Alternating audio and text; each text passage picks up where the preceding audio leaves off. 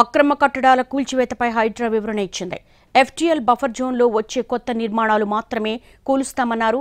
FTL buffer జోన్లో ఇప్పటికే నిర్మించి అందులో ఎవరైనా నివాసం ఉంటే ఆ ఇళ్లను కూల్చివేయబోమని క్లారిటీ ఇచ్చింది హైడ్రా.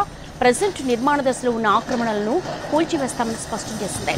ఎఫ్టీఎల్ బఫర్ జోన్లో ఉన్న స్థలాలు, ఇళ్లు కొనుగోలు చేయొద్దని ప్రజలకు సూచించింది. అలాగే మల్లంపేట చెరువులో కూల్చేస్తున్న భవనాలు నిర్మాణ దశలో ఉన్నాయని, బఫర్ జోన్లో అనుమతులు లేకుండా నిర్మాణాలు చేపట్టరాదని తెలిపారు రంగనాథ్.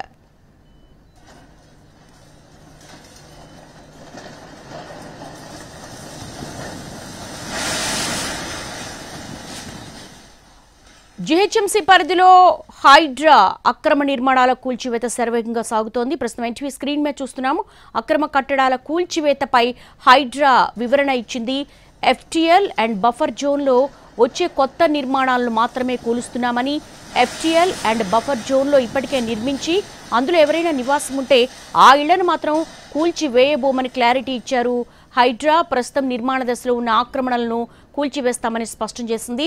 ఎఫ్టీఎల్ అండ్ బఫర్ జోన్లో ఉన్న స్థలాలు, ఇళ్లు కొనుగోలు చేయొద్దని ప్రజలకు సూచించారు హైడ్రా కమిషనర్ రంగనాథ్. మల్లంపేట చెరువులో కూల్చేస్తున్నటువంటి భవనాలు నిర్మాణ దశలో ఉన్నాయని, బఫర్ జోన్లో అనుమతులు లేకుండా అక్రమ నిర్మాణాలు చేపట్టొద్దని తెలిపారు. ప్రస్తుతం మల్లంపేట చెరువులో భవనాలు అక్రమ నిర్మాణాలు కాబట్టి విజయలక్ష్మి అనే ఆమె విల్లాలు నిర్మించింది. దీంతో దాన్ని కూల్చివేసే ప్రక్రియ శరవేగంగా కొనసాగుతోంది.